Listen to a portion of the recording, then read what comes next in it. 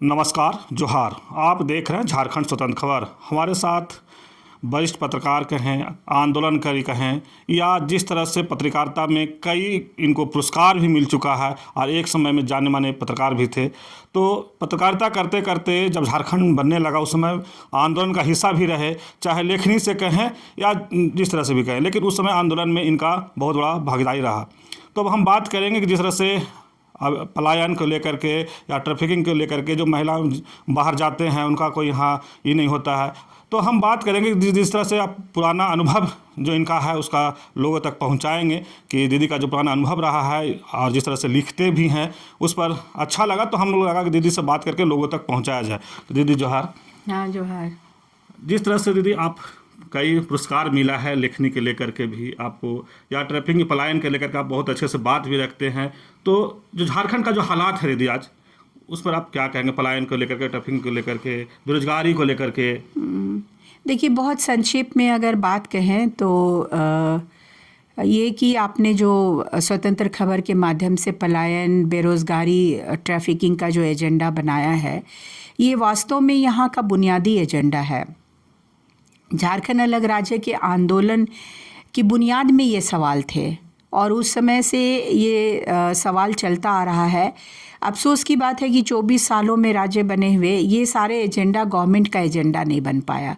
छिटपुट काम हो गए कि कुछ सर्कुलर जारी हो गया, ट्रैफिकिंग पे रोक करने के लिए कुछ घोषणाएं हो गईं, जो लोग पलायन कर गए उनको रेस्क्यू कराया, बट उनके रिहेबिलिटेशन के लिए कोई ठोस योजना नहीं बन पाई।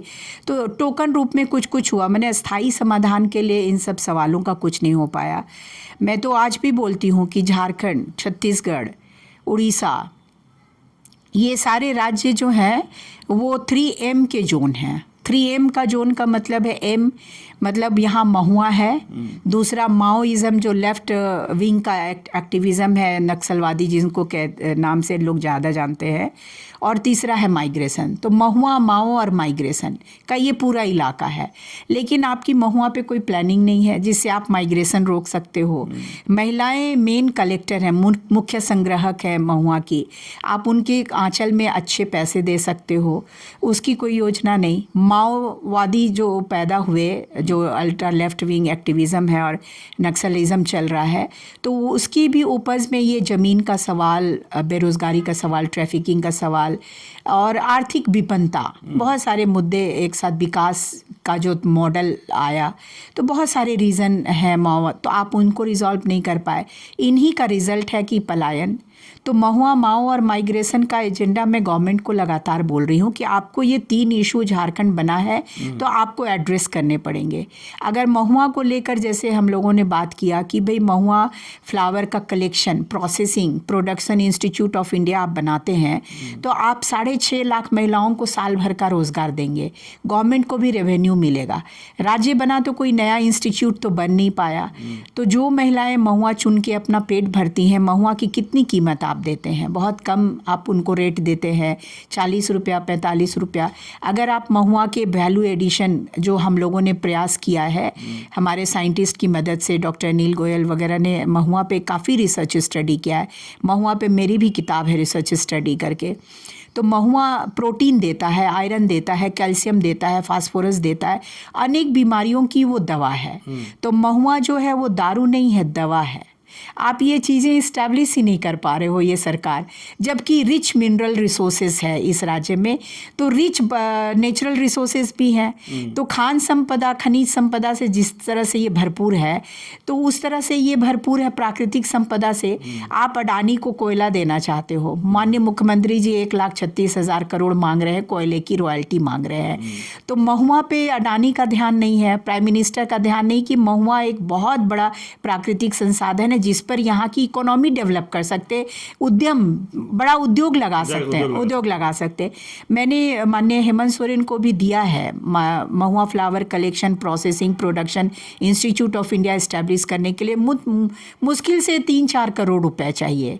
आप 175 करोड़ का कनेक्टिंग फ्लाईओवर बनवा रहे हो, तो आप 5 करोड़ की इंस्टीट्यूट नहीं बनवा सकते। तो ये सब गैप्स हैं। ये मुख्यमंत्री भी नहीं समझ पा रहे हैं कि स्टेट को इकोनॉमिकली स्ट्रांग कैसे करें ताकि आप माइग्रेशन रोक सकते हो, ट्रैफिकिंग रोक सकते हो। आज देखिए दिल्ली में हमारी 5 लाख बहनें घरों में झाड़ू लगा रही हैं, पोछा का काम कर रही हैं, पेट भर रही हैं। आप कोई लॉ नहीं ला पाए। हमारे रांची शहर में अगल बगल के गुमला, घाघरा, लोहरदगा, पाकुड़ वगैरह सब की लड़कियां यहाँ काम करती हैं घरों में। आप उनके लिए कोई लॉ नहीं ला पाए। आप कौन सा लॉ लाए हैं?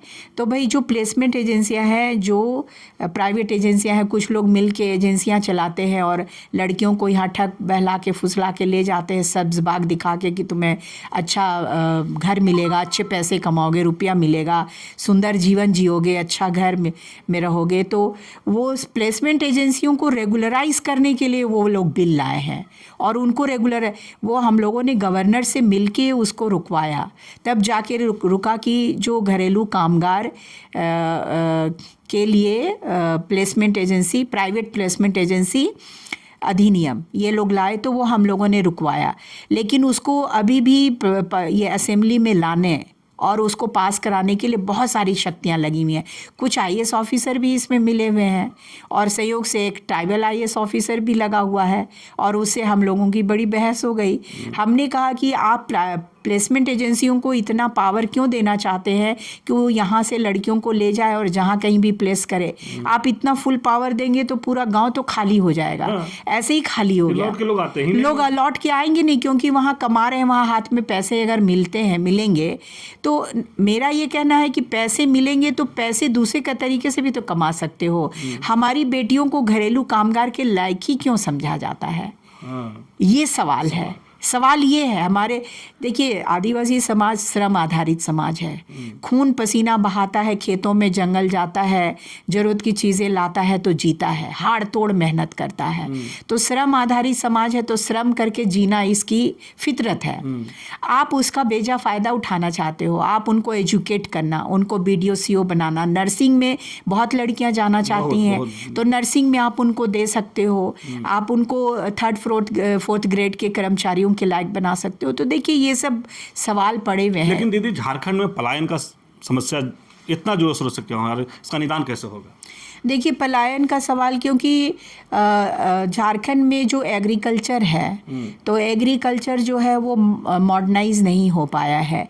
झारखंड में जो कृषि उन्नत तरीके से नहीं होती है और यहाँ मुश्किल से 8 से 10% सिंचित क्षेत्र है। खेती योग्य जो ज़मीन है जहाँ पे सिंचाई उपलब्ध है, वैसे परसेंटेज केवल 8 से 10% लैंड ही है। बाकी ज़मीन जो है ना वो वर्षा की खेती पे निर्भर है। तो एक फसली ज़मीन, एक फसल से लोगों का गुजारा नहीं हो पाता है। धान से तो चावल बन जाएगा, लेकिन बच्चों को पढ़ाना, हेल्थ का इशू, कपड़े लत्ते, घर बनाना, बच्चों को इंजीनियर डॉक्टर बनाना, अच्छी पढ़ाई करना, ऊंची शिक्षा के लिए भेजना, तकनीकी शिक्षा के लिए भेजना, ये उतना नहीं कर पाते हैं। तो पलायन, बाहर जाते हैं तो वो लोग 6 महीने में अच्छा पैसा कमा के ले आते हैं। तो इसलिए पलायन आप रोक नहीं सकते। देखिए जब मैं महिला आयोग में मेंबर थी तो मुझे गांव से सूचना मिली कि रांची रेलवे स्टेशन से यूपी जाने वाली जो ट्रेन है उसमें पूरे गांव के लोग जा रहे हैं। पूरा गांव खाली हो गया है, बूढ़े औरत बच्चे जवान सब लोग जा रहे हैं। पूरा गांव ही जा रहा था, माइग्रेट कर रहा था। तो मैंने रतन जी को और लोकल काफ़ी लोगों को बोला, दयामनी जी भी को भी बोला कि उस समय मैं दिल्ली महिला आयोग के काम से गई हुई थी। तो मैंने बोला कि देखिए पूरा गांव माइग्रेट कर रहा है। डीसी को मैंने फ़ोन किया कि इतना ज़बरदस्त माइग्रेशन नहीं होना चाहिए। तो पूरा का पूरा गांव माइग्रेट करता है। वो छमसिया मजदूर के रूप में भी जाता है जहाँ ईंट भट्टे में काम है। संथाल परगना के लोग एग्रीकल्चर वर्कर के तौर पे जाते हैं वेस्ट बंगाल। तो यहाँ से जो माइग्रेशन है वो जहानाबाद हुआ, गोवा हुआ। जो कोविड में आपने देखा ना, 8 लाख लोग जो प्लम्बर जानते, प्लम्बर वर्क, इलेक्ट्रीशियन, 8 लाख लोग कहीं कहीं चले गए, जाते हैं जॉब के लिए, क्योंकि स्टेट में उनको नहीं मिलता है।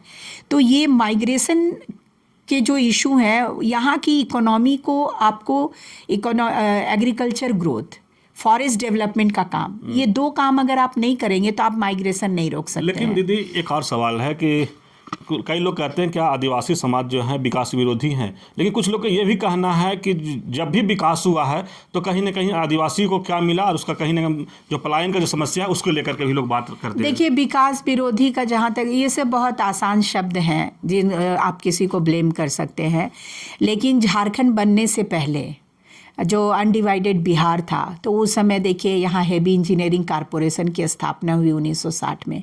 बोकारो स्टील फैक्ट्री भी उसके आसपास में बना। दामोदर घाटी निगम पंडित नेहरू ने उसका शिलान्यास किया।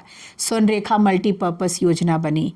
पीटीपीएस बना, पतरातू थर्मल पावर कारपोरेशन बना। तो डेवलपमेंट तो यहाँ बहुत सारे हुए। जो बीजेपी के नेता हैं कैलाशपति मिश्रा जी, हम लोगों के ज़माने में वो प्रेस कॉन्फ्रेंस में यही बातें करते थे, तो हम लोगों की अच्छी बहस होती थी, बहुत हेल्दी बहस होती थी। मैंने कहा देखिए डेवलपमेंट का आपका पैमाना क्या है। डेवलपमेंट तो हुआ, आदिवासियों ने यहाँ तो ज़मीन दिया। आपके नाक के नीचे हेवी इंजीनियरिंग कारपोरेशन है, 22,000 मजदूरों से ये शुरू हुआ, आज 2,000 मजदूर भी नहीं हैं, और उसमें भी विस्थापित और प्रभावित और लोकल लोगों को नौकरी वहाँ पे नहीं है। तो ये क्या, किसका डेवलपमेंट? डेवलपमेंट फॉर होम वाली जो बात होती है, किसके लिए डेवलपमेंट? तो आप डेवलपमेंट किसका कर रहे हो ये देखना। ज़मीन हमने दिया है ना, तो आप मेरे को मजदूर बना दोगे। एचईसी का कोई एमडी सीएमडी आदिवासी मूलवासी हुआ? नहीं हुआ, नहीं हुआ। बोकारो स्टील फैक्ट्री जब बना तो आप ज़रूरत से ज़्यादा ज़मीन वहाँ भी लिए, एचईसी में भी आप ज़रूरत से ज़्यादा ज़मीन लिए। वहाँ तो 22,000 एकड़ ज़मीन सरप्लस लैंड है, जो अभी सीएम ने बोला है कि हम ज़मीन वापसी के लिए आयोग बनाएंगे, तो वो ज़मीन वापसी कराए ना। एचईसी में अभी भी 2 एकड़ 700 डिसमिल ज़मीन सरप्लस है, वापस कराइए ना। हमारे लोग खेती पसंद करते हैं, और अगर आप उनकी खेतों में पानी दे दीजिएगा, वो साल भर बहुफसली चीज़ें उगा कर अपना पेट भी भरेंगे और सुखी संपन्न भी रहेंगे। ये काम तो नहीं हो रहा है, तो पलायन क्यों नहीं होगा? तो आप पलायन को देखिए, वो जो थे ना एक राइटर पी साईनाथ, उन्होंने लिखा है everybody loves a good drought. तो सब कोई को सूखा और अकाल क्यों पसंद है? इसलिए कि पैसे आएंगे, लूट होगी, और जो लोग सूखा और अकाल से प्रभावित लोग हैं वो तो मर जाएंगे, दाने दाने को तरसेंगे। तो आप उनको तो पैसे देंगे नहीं, उनका पुनर्वास नहीं करेंगे, ना उनका पेट भरेगा। लेकिन जो सरकारी अमला है, जो लूट खसोट करने वाली सिस्टम है, तो इसीलिए सबको लगता है कि सूखा अकाल जैसे बना रहे तो वैसे पलायन और मानव तस्करी बनी रहे, तब तो इनकी राजनीति चलेगी, तब तो इनका फंड्स एलोकेशन होगा और काम चलेंगे। प्रॉब्लम रिजॉल्व करना कोई नहीं चाहता। आप राज्य को सुखी संपन्न बनाने के लिए आपके पास ठोस एजेंडा होना चाहिए। Agriculture development, forest development. आप फॉरेस्ट की कोई पॉलिसी नहीं है।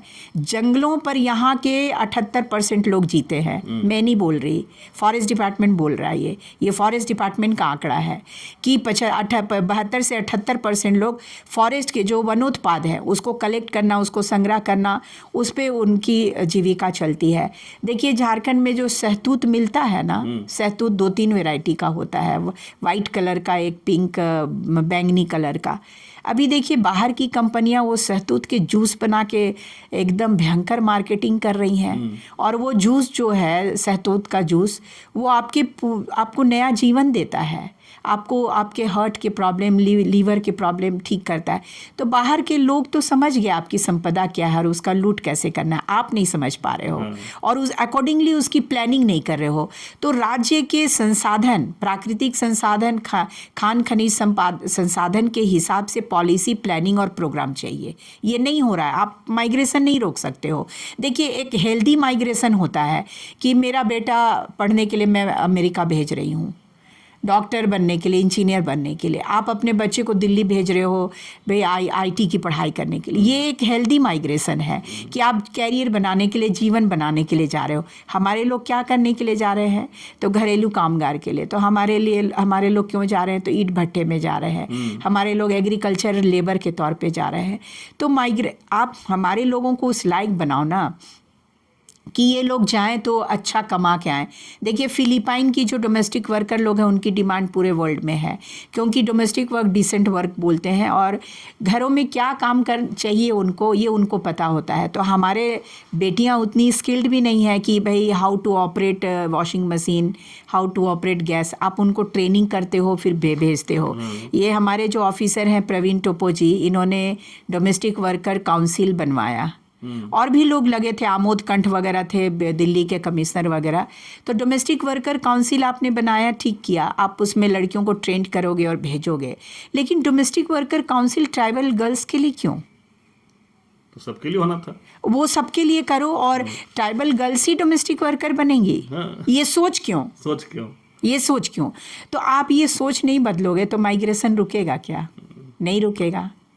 तो ट्रैफिकिंग यहाँ समाधान के लिए पहले सोच को बदलना होगा। आप सोच को बदलना होगा, नीति लाना होगा। और ट्रैफिकिंग के लिए तो देखिए रोकने के लिए जो प्लेसमेंट एजेंसियों के नियमितीकरण, रेगुलराइजेशन के लिए जो बिल आया है उसको निरस्त करो। सबसे पहले जो घरेलू कामगार महिलाएं हैं इनको घर में कम से कम 8 घंटे काम करने का मेहनताना दे दो।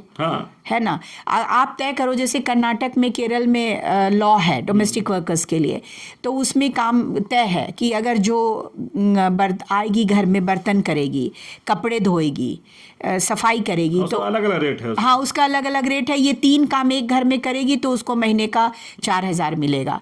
ये अगर 24 घंटे उसको रहना है तो आप अकॉर्डिंगली उसके रहने खाने का फ्री है, तो कम से कम 8-10 हज़ार तो दोगे ना। तो ये पैसा यहाँ मिलता नहीं है। वो दिल्ली में अच्छे पैसे मिलते हैं और एक एक घर में 4-4 लड़कियाँ होती हैं, कुत्ते घुमाने के लिए, गाड़ियों को साफ करने के लिए, बच्चे देखने के लिए, एक खाना बनाने के लिए अलग, और वहाँ पैसे अच्छे मिलते हैं पंजाबी घरों में, तो ये लड़कियां वहीं जाना पसंद करती हैं। तो इसको आप रोक कहाँ पाए हो? आप रोक नहीं पाए हो। देखिए नेतरहाट फील्ड फायरिंग रेंज का इलाका है, 93 से हम लोग मूवमेंट कर रहे हैं। मैं लिख भी रही हूँ, मूवमेंट भी करती रही, क्योंकि हम जनसत्ता में जो थे स्टाफर नहीं थे, लेकिन हम लिखते रहे। अलग राज्य का आंदोलन भी था। उस पूरे इलाके से ज़बरदस्त माइग्रेशन है। दिल्ली में जाती हैं लड़कियाँ डोमेस्टिक वर्कर के रूप में, घरेलू कामगार के रूप में काम करती हैं, कमा के आ जाती हैं। जब वो देखती हैं अच्छे अच्छे कपड़े, पैसे, बैग वगैरह सब लेकर आती हैं, तो गांव की दूसरी लड़कियां देखती हैं, उनको लगता है अरे इन लोग जा रही है तो इतना कमा के ला रही है, तो उनके साथ 100 लड़कियों का झुंड और भी देखा देखी चला जाता है। तो आप इन सब के लिए कहाँ कुछ कर पा रहे हैं? नहीं कर पा रहे ना। जो रिमोट के एरियाज़ हैं, बिशुनपुर हुआ इलाका आपका, गुमला हुआ, सिसई हुआ, लोहरदगा हुआ, सिमडेगा हुआ, तो यहाँ के जो विधायक हैं उनको पॉलिसी बनाने के लिए ज़्यादा एड़ी चोटी और एडवोकेसी करना चाहिए, सीएम को समझाना चाहिए। खासकर जो आदिवासी विधायक हैं, जो इस इलाके के, जो मैंने बोला ना, पूरा झारखंड जो 3M का जोन है, महुआ है, माओ है और माइग्रेशन है, तो माइग्रेशन के लिए आप पॉलिसी लाओ ना भाई। और महुआ की नीति अगर आप बना लेते हो, महुआ की कोई पॉलिसी नहीं है। छत्तीसगढ़ की गवर्नमेंट ने महुआ की पॉलिसी बना दिया और वहाँ पे तो महुआ की वाइन की फैक्ट्री लगने जा रही है। आप यहाँ पे विदेशी शराब के दुकान खोल रहे हो, विदेशी शराब का वो दुकानें खोल रहे हो, प्राइवेटाइजेशन भी होने वाला है। अब प्राइवेटाइजेशन भी होने वाला है। तो आप विदेशी शराब यहाँ के लोगों को पिलाते हैं। जो मजदूर क्लास है वो दिन भर थका हारा घर जाता है, शराब की दुकान देखता है तो खरीद लेता है, मेहनत के पैसे तो वो दारू में खरीद लेता है। तो आप उसको रोक नहीं पा रहे हो। आप महुआ की शराब को मान्यता नहीं दे रहे हो, इसको इलीगल बनाए हुए हो। महुआ के दारू बना के आदिवासी परिवारों का घर चलता है, तो आप उसको लीगलाइज नहीं कर रहे हो। भाई महुआ के दारू जो वो बनाते हैं वो लीगलाइज क्यों नहीं है? और महुआ के, अभी देखिए फ्रांस में राहुल श्रीवास्तव है, कोरबा का, छत्तीसगढ़ का, वो महुआ भेजता है वहाँ पे, और MAH माह बोल के महुआ का वो वहाँ पे वाइन बन रहा है फ्रांस में। आप यहाँ नहीं बना रहे हो। स्टेट में कोई नया काम क्यों नहीं कर रहे हो? की बात लोग एक बार बता रहे थे कि मड़ुआ हम लोग यहाँ ज्यादा पसंद लोग नहीं करता है, लेकिन अमेरिका और विदेश में जाकर के वो मड़ुआ का प्रोडक्ट बना करके लोग महंगे बेच रहे हैं, फिर वही प्रोडक्ट हम लोग यहाँ महंगे से ला करके वही चीज को कर रहे हैं। हाँ, ये देखिए ना, मड़ुआ का ही प्रोडक्ट है। अभी मिलेट्स को लेके प्रधानमंत्री ने कुछ कैंपेन चलाया और 2023 मिलेट ईयर्स था, तो उसमें मड़ुआ और कोदो, कुटकी, ज्वार, बाजरा की पॉपुलरिटी बढ़ी है। अभी मैंने देखा सरस मेला में मड़ुआ के बहुत आइटम बिके। मड़ुआ के 6 आइटम काफ़ी डिमांड है। लड्डू एक्सेलेंट निकला है, लड्डू अच्छा बिका था, लड्डू निकला था, आपके चिप्स है, कुकीज़ है, भुजिया है, मिक्सचर है, बिस्कुट भी था। हाँ, खजूरिया भी है। हाँ। हाँ, ये देखिए ना, खजूरिया बहुत ज़बरदस्त आया है ये महुआ का। हाँ, ये खजूरिया है, और उसके बाद बहुत ही देखिए कुकीज़ है। तो ये सब मेरा जो नेटवर्क है, मैं इन महिलाओं का मार्केटिंग कर दे रही हूँ ताकि महिलाओं के हाथ में पैसे मिल जाए। नहीं, स्वरोजगार इन लोग कर रही है, गवर्नमेंट ने इसको किया हुआ है, ग्रामीण विकास मंत्रालय इनको सपोर्ट किया हुआ है। Jharkhand state livelihood promotion society की तरफ से इनको भयंकर सपोर्ट है और बहुत अच्छा प्रयास किया। एक्चुअली सुशांत गौरव ने ये काम किया, जो पुराने डीसी थे। अभी के डीसी ने तो बस उनको पुरस्कार मिल गया, लेकिन काम किया सुशांत गौरव ने, जो अभी डायरेक्टर हैं इंडस्ट्री डिपार्टमेंट के। तो उन्हीं के टीम के कोई आदमी से मैं कनेक्शन में आ गई सरस मेला के समय। तो मैंने बोला कि हमारे कनेक्शन में बताइए, हम इधर की मार्केटिंग कराएंगे। तो हमने भी माइक्रो लेवल का इनकी मार्केटिंग में मदद करने का काम किया है। तो देखिए, ये सारी चीज़ें आप इनको प्रमोट करो। जैसे गुमला का मिलेट मिशन, ये बहुत ही सक्सेसफुल रहा, अभी हार्वर्ड यूनिवर्सिटी उस पर स्टडी कर रही है। तो यहाँ की बाकी चीज़ें देखिए, महुआ पर फोकस क्यों चाहिए? महुआ दवा है, दारू नहीं है। महुआ मेडिसिन है। जो हमारे साइंटिस्ट हैं डॉक्टर अनिल गोयल, उनकी जो पूरी प्रेजेंटेशन है कि महुआ के पेड़ों से, छाल से दवा बनती है, पत्ते से दवा बनती है, जड़, फल फूल सभी दवा का काम आते हैं। ब्रेस्ट कैंसर की भी दवा बनती है महुआ से। तो उन्होंने कहा कि भाई आदिवासी चीफ मिनिस्टर लोगों को इस पे सोचना चाहिए।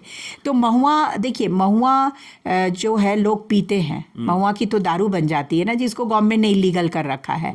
तो ड्रिंकिंग और डोमेस्टिक वायलेंस भी बहुत ज़्यादा है, इसलिए गवर्नमेंट को मड़ुआ पे जितना काम होना था बहुत हो चुका है, प्रमोशन बहुत हुआ मड़ुआ का। अब महुआ का प्रमोशन होना चाहिए।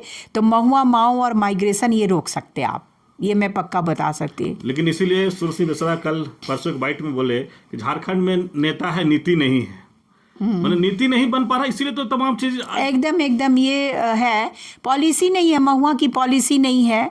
तो महुआ पर अगर पॉलिसी बनाएंगे तो देखिए, आप इंस्टीट्यूट बना सकते हैं, आप वाइन बियर की फैक्ट्री लगा सकते हैं, आप एक वाइन और बियर की 50-50 लाख की माइक्रो इंडस्ट्री खड़ा कर सकते हैं। आप उसमें 100 लोगों को एम्प्लॉयमेंट दे सकते हैं।